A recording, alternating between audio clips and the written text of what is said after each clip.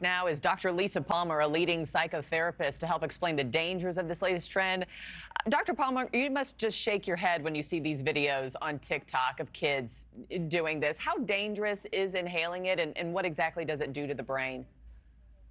And what I really shake my head about is the fact that people are willing to do anything for a laugh, anything for a high, and that's what's really scary about it. So this is the latest fad, although it's been around for a while.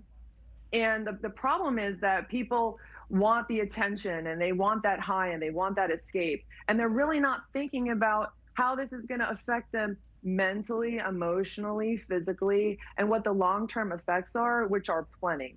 And what are, let's start with immediate risks. What are those when you use this so-called galaxy gas? Well, from what I hear, people get this high, like this feeling of euphoria and kind of like this lightheaded feeling and this dizziness feeling, and they like that because they want to get taken to another place and they want a feeling of sort of like dissociation, which is what they get. And it doesn't really last too long. Apparently it wears off after about 15 to 30 minutes or so. But of course, that long-term usage of it, if they're doing it over and over, sensory deprivation, oxygen deprivation to the brain. Brain needs oxygen.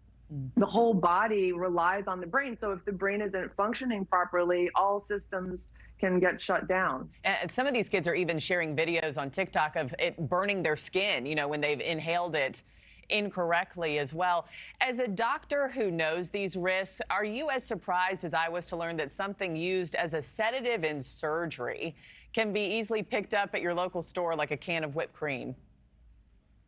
Nothing surprises me in this day and age. I mean, we're living in the day and age of people wanting to self-medicate, and they're willing to pick up anything out of a gas station or a supermarket or whatever they can really get their hands on. And like I said before, they're not even thinking about the long-term effects. People have this sort of superhero syndrome where they think nothing's going to affect them until they wind up in a hospital sick. Yeah, well, it's something for all of us to keep in mind, kids, but also parents who need to know this as well. Dr. Lisa Palmer, really good to have you this morning. Thank you. Thanks for watching, everybody. Go to joinnn.com to find NewsNation on your television provider. Also, don't forget to click that red subscribe button below to get more of NewsNation's fact-driven, unbiased coverage.